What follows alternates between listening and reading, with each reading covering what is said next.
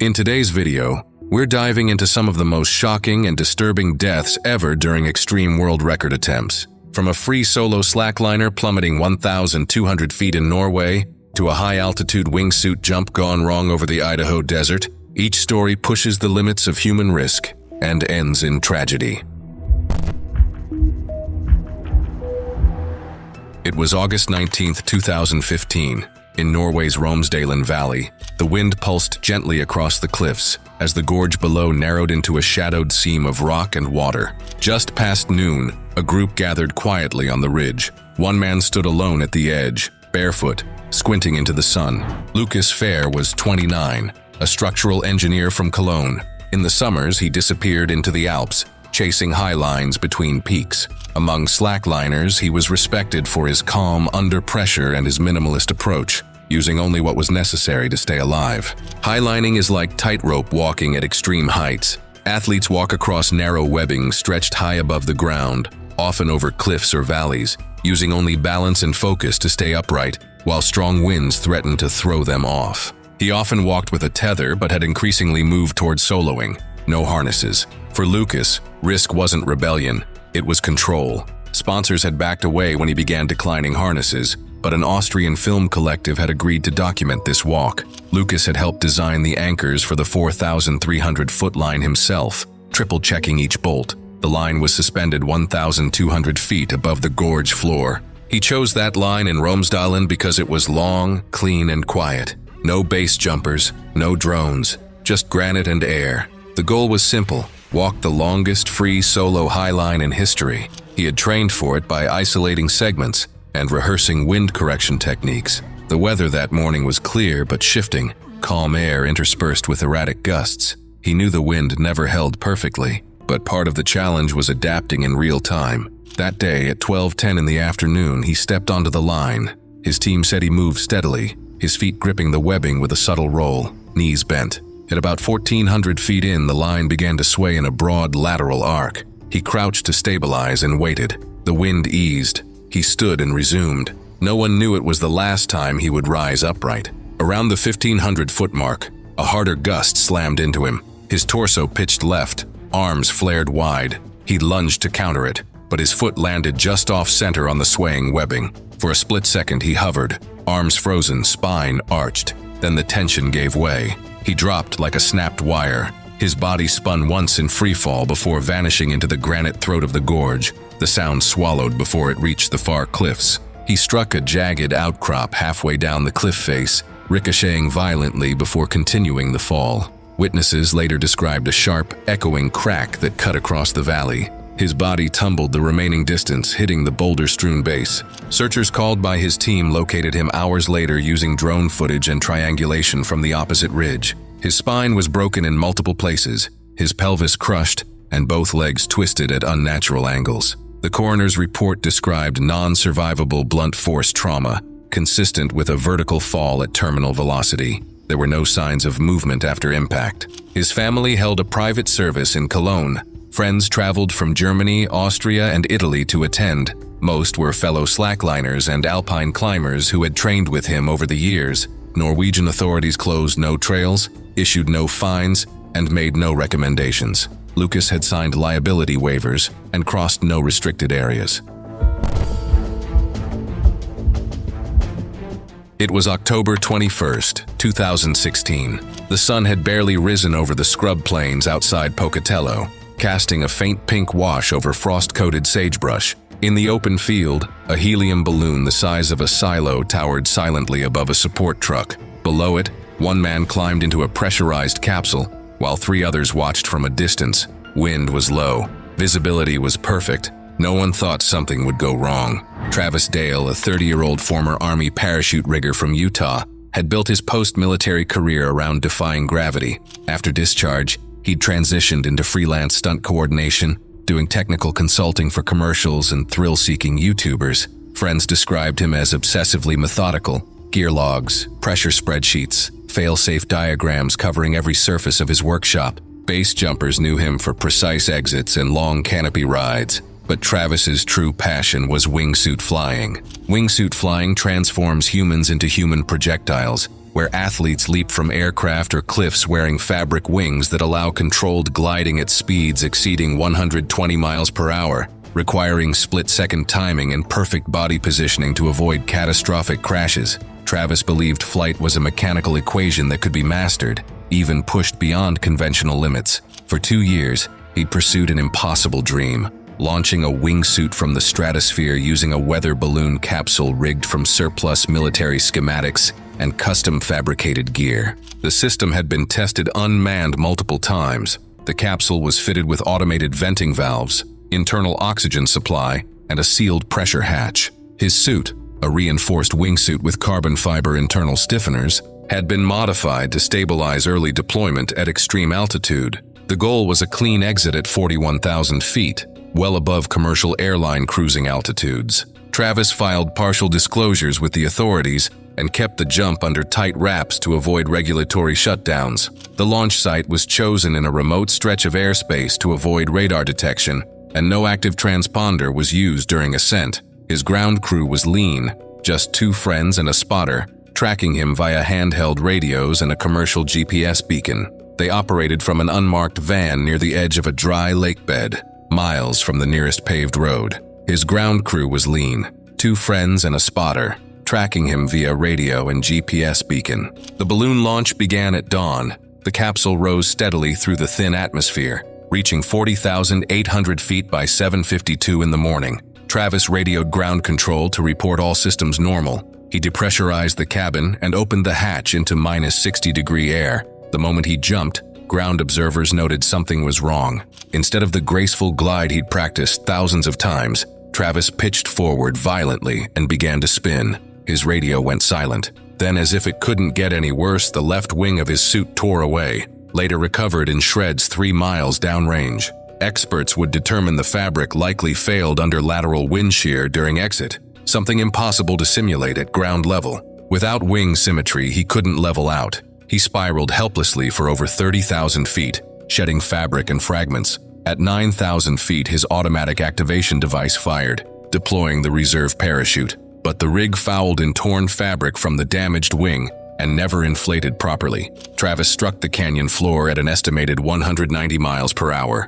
Death was instant. His team called for a search team, knowing an ambulance would be futile. They found pieces of his suit, helmet, and body scattered across a 60-foot radius. His memorial was held privately in Ogden, attended by fellow jumpers, family, and Army friends. A folded flag was presented to his mother at the end of the service. Local authorities issued an emergency directive suspending private high-altitude balloon jumps. The order included a formal review of capsule exit procedures and required recertification of all wingsuit materials used above 30,000 feet.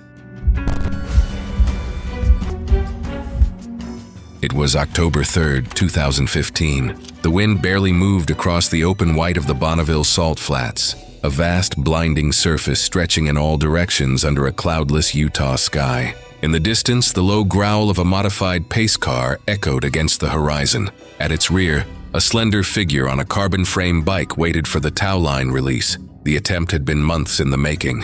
Alyssa Hartman, a 32-year-old mechanical engineer from Seattle, had never chased records for glory. She'd spent her 20s weaving between traffic as a bike courier before earning her engineering degree. What started as urban cycling had evolved into an obsession with pure velocity, land speed cycling. This sport pushes human-powered vehicles or bicycles beyond 200 miles per hour, using rocket assistance and aerodynamic engineering, where riders pilot custom machines across desert flats at speeds that turn the smallest mechanical failure into instant death. Alyssa built her career on experimental design, consulting for small aerospace firms while drafting her own high-speed bike prototypes. Her latest machine was the culmination of 5 years of work: a carbon fiber frame, rocket-assisted rear assembly, and manually controlled stabilizers. It was crowd-funded, partly self-financed, and backed by a regional engineering grant. Friends described her approach as calculated, but she knew the line between testing and catastrophe was razor-thin.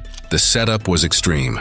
A modified drag car would tow her to 110 miles per hour over 2 miles. At release, she'd stabilize the bike and ignite twin microthrusters to propel her past 180 miles per hour over the final 6 miles. The Bonneville Flats were ideal. Flat, open, and dry. She'd completed 4 prior runs under 160 miles per hour without incident. Her team included 2 engineers, a paramedic, and a pace car driver with land speed experience. They followed strict checklists before each attempt, but the terrain had shifted after recent rainfall, and despite GPS marking, small boundary posts had been repositioned farther from center. They proceeded with the attempt because surface conditions appeared stable. No major issues were flagged during inspection, and the team believed the risks were within acceptable limits. At 10:12 in the morning, she launched. The tow went clean. At mile 3, she released smoothly. The bike remained steady, cameras showing her posture relaxed, arms low, controlling drag perfectly. At mile 5, sensors picked up a wobble in the left stabilizer. Her spotter told her over the radio to stop right away. Alyssa didn't respond. She was already beyond the speed where braking safely was possible, and any sudden shift could have sent the bike into a slide. The front wheel began oscillating visibly. She held her line, committed to the run. Then the thrusters fired. She was hurled forward nearly 300 feet, tumbling as fragments of the shattered bike scattered behind her. Witnesses described the impact as a low percussive thud, more felt than heard, followed by a cloud of fine salt dust erupting from where she hit. She landed chest first at a shallow angle, her momentum dragging her across the crusted surface like a rag doll. The force tore open sections of her protective suit, exposing raw tissue beneath. Her helmet split on contact, and the coroner later confirmed multiple skull fractures, a shattered rib cage, collapsed lungs, and compound fractures in all 4 limbs. There were no signs of survival beyond the initial moment of impact. Standby paramedics reached her within a minute, but she was already gone. Her family held a quiet memorial off Bainbridge Island, scattering her ashes over Puget Sound. The Bureau of Land Management suspended all unofficial speed trials on the flats pending new site markings and structural reviews. The land speed cycling community was devastated. Alyssa wasn't just another thrill seeker. She was a respected engineer who understood the risks and had trained methodically for years. Her death prompted enhanced safety protocols and stricter boundary marking requirements. It was January 27, 2018. The morning sun rose slowly over the dunes outside Dubai, casting long shadows across the endless sand. A reinforced drone platform buzzed softly as its rotors spun up, lifting from a clearing in the Al Marmoum Desert. It carried one person, seated in a carbon harness. Igor Lenko, a 26-year-old electrical engineer from Kharkiv, had moved to the UAE after graduation, working at a mid-tier drone firm in Sharjah, assembling flight control boards by day. By night, he obsessed over combining drone propulsion with human flight. His goal wasn't transportation. It was creating a vertical ascent system capable of launching a wingsuit jump without needing cliffs or aircraft. Drone-assisted human flight is a new and risky kind of extreme sport where people use custom drones to lift themselves into the air before switching to wingsuits. It allows jumps from places that were never possible before, but the chance of something going wrong is much higher than regular base jumping. Igor built his rig in a rented garage using overclocked industrial rotors, custom stabilized arms, and lithium polymer batteries salvaged from failed consumer models. His gear stayed just under the UAE's 55-pound unmanned aerial vehicle limit, allowing him to operate without formal licensing. The project was unofficial, unsanctioned, and completely illegal. Igor went unsanctioned because no authority would approve a manned flight using homemade drone parts. Staying under the 55-pound limit let him bypass regulations and attempt the record on his own terms. For him, beating the record mattered more than recognition. It was about proving it could be done at all. He'd conducted partial tests up to 1,800 feet, always over empty desert and always alone, except for 2 friends monitoring data on a laptop. The rig had no onboard AI correction. Igor insisted on full manual control. This attempt would take him to 3,500 feet. He'd rehearsed the sequence repeatedly: throttle to ascent, hover check, manual disengage, wingsuit deployment, then reserve parachute if needed. That morning, conditions were ideal. Low wind, clear sky, no air traffic. The ascent began at 6:41 in the morning. The drone climbed steadily, holding position as it passed 2,000 feet. At around 3,200 feet, the drone started acting unstable. Later investigations said that one of the motors overheated. On the full ascent, thinner air forced the motors to work harder, and the longer flight with a heavier load likely pushed one rotor past its limit. The sensors showed it was tilting suddenly, and the whole platform began tipping forward. From the ground, his friends watched it wobble in the air. Igor disengaged early, dropping cleanly but slightly sideways. They saw his wingsuit deploy, but only partially. One sleeve had snagged on a harness buckle. The asymmetry sent him into a tight, fast, flat spin. He fought desperately to correct his position but couldn't stabilize. At around 300 feet, his friends observed him reaching for his reserve chute. It deployed, but the tangled fabric prevented full inflation. Death was instantaneous. At 9:46, he hit the sand head first at over 120 miles per hour, the force driving his neck into his spine and crushing his skull on impact. The crater left in the sand was shallow but wide, marked by torn fabric and scattered gear. His crew called for paramedics, but all they did was confirm his death. The medical examiner found cervical fracture, blunt cranial trauma, and broken vertebrae. 3 days later, Igor was buried in Kharkiv during a small, closed ceremony. His parents had flown to the UAE to identify and retrieve his remains. Local authorities issued emergency regulations banning all forms of drone-assisted human flight. They also launched a formal investigation into unauthorized experimental aviation activity in the region. It was July 17, 2018. The late afternoon heat clung to the concrete behind an abandoned warehouse lot on the outskirts of Bakersfield. A small crowd gathered behind makeshift tape lines, mostly camera operators, indie filmmakers, and a few stunt enthusiasts. In the center of the cleared area stood a man in heavy flame-retardant layers, his face tight with focus. Then, a timer started. Marcus Lang, a 36-year-old warehouse worker from Riverside, had built a modest life between distribution center shifts and freelance stunt work. He'd done minor fire gags for student films, haunted attractions, and low-budget productions. Burns that lasted under 30 seconds, always with oxygen backup. But Marcus wanted something bigger. Inspired by Hollywood's standing record of 4 minutes, 20 seconds, he'd trained for over a year to complete a 5-minute full-body burn without breathing apparatus. But Marcus wasn't chasing fame, just personal validation. He studied fire science obsessively, testing gel combinations and suit materials in his backyard. With no official sponsor, he bought fireproof clothing and burn gel out of pocket, ordering the gear from a pyrotechnic supplier in Arizona. His setup was basic but structured. 2 men handled extinguishers and water tanks. The suit had 3 layers: cotton, fire-resistant fabric, and fire-retardant gel. His face was treated with additional barrier cream, and his gloves had reinforced linings. There was no emergency medic on site, just proximity to city limits for fast response if needed. A few camera crews filmed for web content. No professional stunt coordinators were involved. At 4:30 in the afternoon, they started the timer and the spark. The burn started smoothly. Flames crawled up his arms and legs, then ignited across his back and chest. For the first 2 minutes, Marcus remained perfectly still, breathing shallowly through clenched teeth. At 2:45, witnesses noticed his knees beginning to tremble. By minute 3, Marcus was coughing lightly, barely audible under the roar of flame.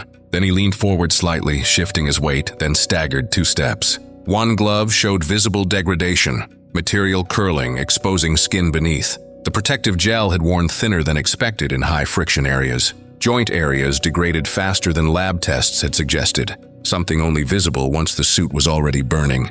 Marcus collapsed forward, still completely engulfed. After noticing something was wrong, the extinguishing crew rushed in, but the rear of his legs and part of his face burned faster than anticipated. They struggled desperately to put the flames out. Marcus screamed for several seconds, then went silent. It took over 20 seconds for the crew to fully douse him, enough time for the damage to become irreversible. His body was limp and unresponsive. His crew called for help. Paramedics arrived within minutes. He had 3rd-degree burns over 95% of his body, and his airway was severely damaged from heat and smoke inhalation. He was rushed to the burn unit at Kern Medical and placed on a ventilator, but his condition was critical and rapidly deteriorating. He died just after midnight from thermal trauma and respiratory failure. His cremation was held quietly in Riverside 4 days later. The service lasted less than an hour and remained closed to the public. Authorities investigated the incident and fined the informal organizers for multiple safety violations. They issued a public warning against unsanctioned fire stunts without medical oversight.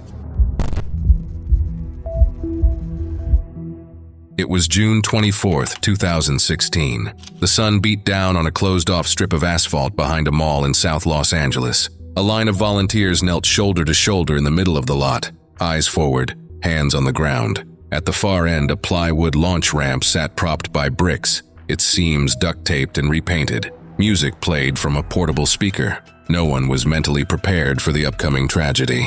Devin Haskins, a 25-year-old skateboarder from Modesto, had grown up skating curbs and parking lots throughout Central California. He was known in local circles for technical consistency, flip tricks, switch lines, and fast manual combos. He wasn't a professional, but he'd built a steady following online through filmed park runs and increasingly risky backyard stunts. Lately, Devin had started incorporating live participants into his jumps. Friends, volunteers, anyone willing to crouch low and stay still while he launched over them. It relied on precise timing and flawless execution, because even minor miscalculations could result in catastrophic injuries or death. Devin had done a dry run over 34 the week before using mannequins and PVC props. Devin believed attention was earned through scale. The more people in the tunnel, the more the algorithm rewarded him. 30 was his previous limit. That day, he was attempting 37, a number that would push both his skills and luck to their absolute limits. The event had been organized casually through Instagram.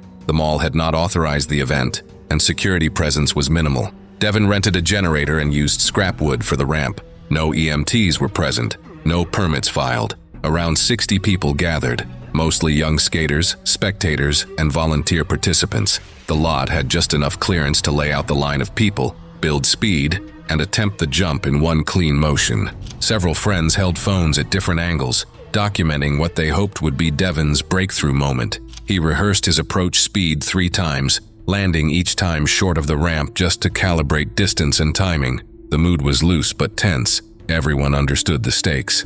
At 2:16 in the afternoon, Devin gave the signal. He rolled in from about 100 feet back, pushing hard to build maximum velocity. As he hit the ramp, the lift was clean, but the extended distance tested the outer limits of his trajectory. The wheels wobbled slightly near the apex, barely visible on camera, but enough to throw off his balance. His back foot shifted off the tail. As he began to descend, his board drifted laterally. His left shoulder clipped one of the last crouching volunteers, disrupting his landing completely. The board shot out from under him mid-air, twisting off-axis as he reached the peak of the jump. Devin's body followed in a violent, uncontrolled spin, his arms flailing for balance that never came. As he descended, he rotated sideways, unable to correct his posture. He struck the pavement head first with a brutal crack, the base of his skull absorbing the full force of impact, before his shoulders and upper back slammed down in sequence. Witnesses heard the sickening impact clearly. He didn't move. Bystanders immediately called 911.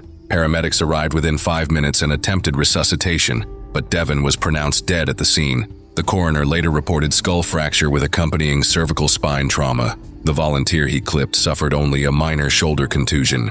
Devin's funeral drew over 300 people from Modesto, the LA skate community, and nearby cities. Candles and boards were left along the parking lot fence in tribute. City officials launched a formal review of public event permits and unauthorized stunt gatherings. The mall property owners were cited for failing to enforce safety barriers and crowd control protocols. Thanks for watching. If these real-life accounts of fame and fatal miscalculation entertained you, click here for more.